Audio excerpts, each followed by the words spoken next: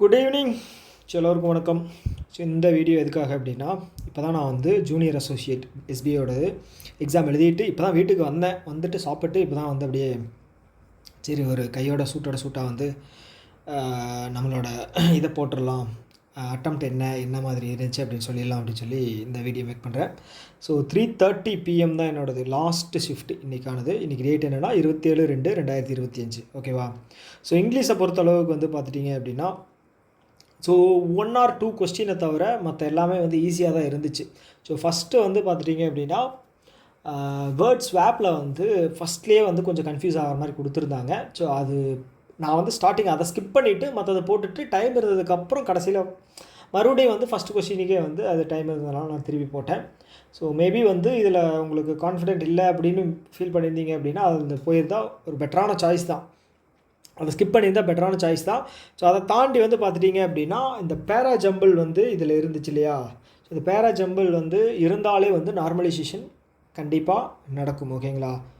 Okay. So இப்போ fillers அப்படிங்கிறது ஒரு 5 வந்துருச்சு. அது ரொம்ப ஈஸியாக தான் இருந்துச்சுங்க. ஃபில்லர்ஸ் ஈஸியாக தான் இருந்துச்சு. எரரில் வந்து ஒரு எரர் மட்டுமே என்னால் கண்டுபிடிக்க முடியல. நான் தேடி பார்த்தேன், கண்டுபிடிக்கவே முடியல. நோ எரர் வந்து போட்டிருக்கேன். ஸோ அது எப்படின்னு தெரில. வேர்ட் ஸ்வாப்பும் வந்து ரொம்ப நார்மலாக தான் இருந்துச்சு. ஸோ இதில் வந்து கன்ஃபியூஸ் பண்ணுற மாதிரி எது அப்படின்னு பார்த்துட்டிங்க அப்படின்னா, ஆர்சியில் வந்து ஒரு 2 கொஸ்டின் ஏதோ வந்து 3 ஆப்ஷன் கொடுத்து 3ல் எது வந்து ட்ரூ அந்த மாதிரி வந்து கேட்டிருந்த மாதிரி இருந்தது. ஸோ அதுவும் ப்ளஸ் பேரா ஜம்பிள், அப்புறம் வந்து வேர்ட் ஸ்வாப்லேயும் 1 எரர் டிடெக்ஷனில் 1. ஸோ இதை கம்பேர் பண்ணும்போது நான் என்னோடய பாயிண்ட் ஆஃப் வியூ, என்னோடய ஒப்பீனியன் சொல்கிறேன். இந்த இங்கிலீஷில் வந்து இந்த இது வந்து எப்படி இருந்துச்சு அப்படின்னா ஈஸி தான் இருந்துச்சு டிஃபிகல்ட்டி லெவல். ஏன் அப்படின்னா பேரா ஜம்பிளில் தவிர்த்துட்டு, பேரா ஜம்பிள் வந்து நீங்கள் ஃபஸ்ட்டு லாஸ்ட்டு வந்து இதில் ஈஸியாக கண்டுபிடிக்கிற மாதிரி தான் இருந்துச்சு. அதை தாண்டி வந்து இது ஒரு ஆர்டராக இருந்துச்சு. ஸோ என்ன கேட்டிருந்தாங்க அப்படின்னா, ஒர்க்கு ஃபேமிலி ரிலேட்டடாக கேட்டிருந்தாங்க. எனக்கு அது ஞாபகம் கூட இல்லை, ஆனால் ஆர்டராக தான் வரும். ஸோ ஃபஸ்ட்டு ஒரு ஜென்ரல் ஸ்டேட்மெண்ட் ஒன்று தந்திருப்பாங்க. அதில் இருந்து அடுத்தது வந்து ஃபேமிலி வரும், அதுக்கப்புறம் வந்து ஒர்க்கு வரும். ஓகே, இந்த மாதிரி தான் வரும். ஸோ அது மட்டும் கரெக்டாக சூஸ் பண்ணியிருந்தீங்க அப்படின்னா ஓகே. இல்லைன்னா ஃபஸ்ட்டு லாஸ்ட்டு கண்டுபிடிக்கிற மாதிரி தான் இருந்துச்சு. 2 மார்க் வந்து ஈஸியாக போட்டுருந்துருக்கலாம். So okay. ஸோ அடுத்தது வந்து குவான்ஸ் பார்த்துட்டோம் அப்படின்னா, நான் வந்து என்னோட அட்டம்ப்ட் நான் வந்து கடைசியில் சொல்கிறேன். ஓகேங்களா? ஸோ இது வந்து எப்படி இருந்துச்சுன்னு மட்டும் ஃபஸ்ட் சொல்லிடுறேன். நீங்கள் 1.5 இல்லைன்னா 2 வச்சு கேளுங்க. ஏன்னா வந்து இந்த வீடியோ ரொம்ப ஸ்லோவாக நான் பொறுமையாக தான் எக்ஸ்பிளைன் பண்ண போகிறேன். ஓகே. குவான்ஸை பொறுத்தளவுக்கு வந்து மாடரேட் லெவலில் தான் நான் சொல்லுவேன். ஏன் அப்படின்னா 10 சிம்பிளிஃபிகேஷன் வந்துருச்சு. அதை தாண்டி வந்து மற்றதெல்லாமே வந்து டைம் அதிகமாக எடுத்திருக்கிற சம்ஸாக தான் இருந்துச்சு. ஏன்னா வந்து அப்ளிகேஷன் சம்ஸ் வந்து நிறைய கேட்டிருந்தாங்க. 13 சம்ஸ் கேட்டிருந்தாங்க. ஏன் அப்படின்னா மிஸ்ஸிங் நம்பரும் கேட்கல, மிஸ்ஸிங் நம்பர் ஒரு ராங் நம்பர் கேட்கல, அப்புறம் வந்து குவாட்ரேட்டிக் ஈக்குவேஷனும் கேட்கல. ஸோ இதில் ஏதாவது ஒன்று கேட்டிருந்தாங்க அப்படின்னு வச்சுக்கிங்களேன், நமக்கு வந்து டைம் கொஞ்சம் வந்து இதில் அப்ளிகேஷன் சம்ஸில் ஸ்பெண்ட் பண்ணுறது காட்டிலும் இதில் வந்து கொஞ்சம் கம்மியாக எடுத்துருந்துருக்கும். ஓகே. அது அப்புறம் டிஐ வந்து 2 டேபிள் டிஐ வந்து கேட்டிருந்தாங்க. ஒன்று வந்து டேபிள் டிஐ, இன்னொன்று வந்து பார்கிராஃப் அப்படி தான் நினைக்கிறேன். ஓகே. ஸோ 2 கேட்டிருந்தாங்க. 2மே வந்து ஈஸியாக தான் இருந்துச்சு. மொத்தம் 8 கொஸ்டின் இல்லையா? ஸோ 2 டிஐலையுமே வந்து ஒவ்வொரு கொஸ்டின் வந்து லென்த்தியாக வச்சுருந்தாங்க, பெருசாக வச்சுருந்தாங்க. ஸோ அது மட்டும் கொஞ்சம் கரெக்டாக போட்டிருந்தீங்க அப்படின்னா பிரச்சனை இல்லை. ஓகே. அதுக்கப்புறம் வந்து கேஸ்லெஸ் டிஐ வந்து கொடுத்துருந்தாங்க. நான் வந்து அதில் வந்து ஒரே ஒரு டேட்டா மட்டும் மிஸ் ஆயிடுச்சு. நான் வந்து அதை மறுபடியும் வந்து நான் தான் எங்கேயோ படிக்கிறதுல மிஸ் பண்ணிட்டேன்னு சொல்லி மறுபடியும் படித்து பார்க்கும்போது தான் வந்து அந்த இயர் வந்து 22ல் வந்து ஃபஸ்ட்டு ஏவோடது வந்து மிஸ் பண்ணியிருந்தாங்க. அது வந்து கொஸ்டினில் கொடுத்துருந்தாங்க. ஸோ நான் வந்து அதை மறுபடியும் ஒரு டைம் அந்த கொஸ்டினை ரீவிசிட் பண்ணி டைம் வேஸ்ட் பண்ணிட்டேன். ஸோ மற்றபடி 2 கொஸ்டின் தான் தந்திருந்தாங்க. இன்னொரு 3 கொஸ்டின் தந்திருந்தால் கரெக்டாக இருந்திருக்கும் அந்த கேஸ்லெட்டுக்கு. ஓகே, ஒன்றும் பிரச்சனை இல்லை. ஸோ ஓவராலாக வந்து குவான்ஸ் வந்து மாடரேட் லெவலில் இருந்துச்சு. கண்டிப்பாக நார்மலைசேஷன் அப்படிங்கிறது இருக்குது அக்யூரேட்டாக போட்டிருந்தீங்க அப்படின்னா. ஓகே. ஸோ அடுத்தது வந்து ரீசனிங்கில் வந்து பார்த்துட்டிங்க அப்படின்னா இது வந்து ஈஸி டு மாடரேட் லெவலில் போட்டுக்கலாம். ஸோ ஏன் அப்படின்னா ஸோ எங்கே வந்து பிரச்சனை ஆகுது அப்படின்னா, ஸோ இந்த கடைசி இந்த மிஸ்லேனியஸ் ஆல்ஃபா நியூமரிக் அப்படிங்கிறது இது என்ன அப்படின்னா 3 லெட்டர் தந்து அதை வந்து ஸ்வாப் பண்ணி ஆல்ஃபபெட்டிக்கல் ஆர்டரில் வந்து அரேஞ்ச் பண்ணி அந்த மாதிரி தான் கேட்டிருந்தாங்க. ஸோ அது மட்டும்தான் வந்து கொஸ்டின் தான் வந்து ரொம்ப லென்த்தியாக இருந்துச்சு. ஸோ மற்றபடிக்கு மற்ற எல்லாமே வந்து ரொம்ப ஈஸியாக இருந்துச்சு. ஸோ பசில் ஆகட்டும், பசில் வந்து பார்த்துட்டிங்கன்னா ஃப்ளோரெல்லாம் வந்து அப்படியே உட்காந்துருச்சு.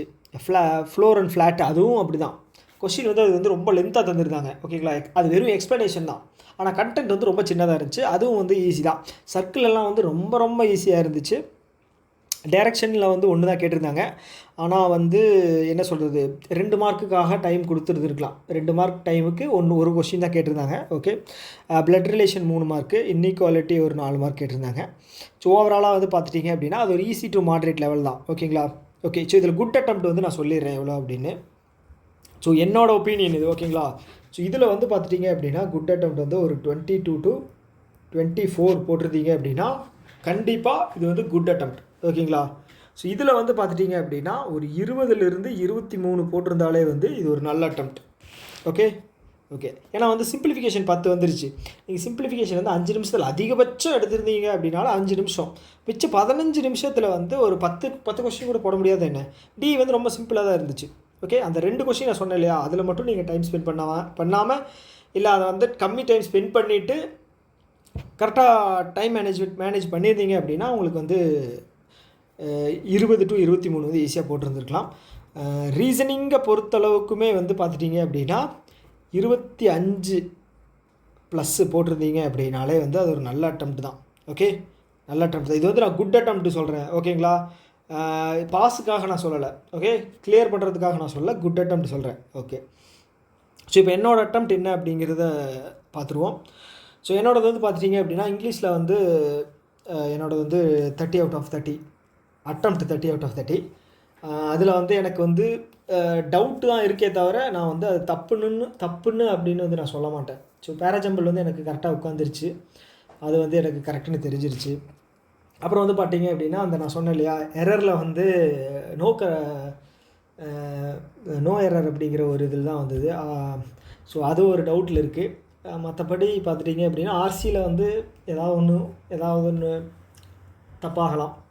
ஸோ அப்படி பார்த்துட்டிங்க அப்படின்னா நான் எக்ஸ்பெக்ட் பண்ணுறது வந்து 27.5. ஸோ குவான்ஸ் வந்து என்னால் 24 தான் அட்டன் பண்ண முடிஞ்சுது. நான் டைம் மேனேஜ்மெண்ட்டில் வந்து கொட்டை விட்டுட்டேன். ஓகே, 24 தான் அட்டன் பண்ண முடிஞ்சுது. ஓகே, ஸோ ரீசனிங்கில் வந்து அந்த 4 மிஸ்லேனியஸில் இந்த 3 ஆல்ஃபா இது சொன்னேன் இல்லைங்களா, அந்த வேர்டு இது. ஸோ அதில் வந்து 3 கொஷின் வந்து நான் வந்து போடலை. ப்ளஸ் வந்து பார்த்துட்டிங்க அப்படின்னா அந்த சென்டென்ஸில் வந்து மீனிங்ஃபுல் வேர்டுன்னு சொல்லுவாங்க இல்லையா, first letter, second letter, 5th letter அந்த மாதிரி. ஸோ அதில் வந்து ஒரு ஒரு ஒரு கொஷின் வந்துருச்சு, அதை நான் ஸ்கிப் பண்ணிட்டேன். ஏன்னா அதில் எனக்கு கான்ஃபிடென்ட் இல்லை, நான் அதை ரீட் பண்ணவே இல்லை ஆக்சுவலாக. அது என்ன வந்துருச்சு அப்படின்னு கூட எனக்கு தெரியல. ஸோ அதனால் நான் 4 வந்து மிஸ் பண்ணிட்டேன். ஸோ அதில் வந்து நான் என்னோடய கெஸ் வந்து பார்த்துட்டிங்கன்னா 1 வந்து தப்பாகும். ஆல்ஃபா நியூமெரிக் அந்த இது இருக்கு இல்லையா, 3 அட்டன் பண்ணேன். ஸோ அதில் வேணால் மேபி 1 தப்பாகலாம். இல்லை அப்படின்னா இன்இக்வாலிட்டியில் தப்பாக இருக்க வாய்ப்பு இல்லை. கோடிங்கில் வேணால் தப்பாகும் 1. ஸோ அப்படி ஆச்சு அப்படின்னா 29.75 அப்படிங்கிற மாதிரி நான் எக்ஸ்பெக்ட் பண்ணுறேன். ஸோ ஓவராலாக வந்து 81 வந்து நான் எக்ஸ்பெக்ட் பண்ணுறது 81.25. ஓகேங்களா, போன இதில் வந்து எவ்வளோ வந்துச்சு அப்படின்னு பார்த்துட்டிங்க அப்படின்னா எனக்கு 86.25 நினைக்கிறேன். ஆனால் 86 எனக்கு கன்ஃபார்மாக தெரியும். 25 இல்லை 50 தெரில. ஸோ அப்போ வந்து பார்த்துட்டிங்க அப்படின்னா நார்மலைசேஷன் அப்படிங்கிறது வந்து ஹெவியாக நடந்துச்சு. ஓகேங்களா, ஸோ அட்டெம்ப்ட் வந்து பார்த்திங்க அப்படின்னா 90+ நினைக்கிறேன், எனக்கு அட்டெம்ப்ட் ஞாபகம் இல்லை. ஓகே, ஸோ அடுத்தது வந்து இது நான் கீழே ஏன் எதுக்காக போட்டிருக்கேன் அப்படின்னா நான் வந்து கடைசியாக அட்டன் பண்ண ஆலிவ் போர்டு மார்க் டெஸ்ட்டோட அக்யூரசி ஆவரேஜ் வந்து 90% வருது. ஓகேங்களா, 90% அப்படிங்கிறது வருது. அப்படி பார்க்கும்போது 76.25 அப்படிங்கிறத என் சைடில் இருந்து ஒரு என்ன சொல்கிறது, ஒரு கால்குலேட் பண்ணி வர்ற ஒரு இது. என்னதான் இருந்தாலும் 76.25, 81.25 இந்த ரேஞ்சுக்குள்ளே தான் நான் மார்க் வந்து எதிர்பார்க்குறேன். பார்ப்போம். ஏன்னா வந்து ஐபிபிஎஸ் பியூவோட மெயின்ஸில் வந்த ரிசல்ட்னால வந்து எனக்கு வந்து ஐபிபிஎஸ் மேலே வந்து என்ன சொல்கிறது, எந்த நேரத்தில் எந்த மாதிரி நடந்துக்குது அப்படின்னே தெரியலை. ஸோ அதனால் வந்து எனக்குமே பயமாக தான் இருக்குது. ஓகேங்களா, 85 அட்டெம்ப்ட் கொடுத்துமே எனக்குமே வந்து ஒரு மாதிரி திக்குன்னு தான் இருக்குது.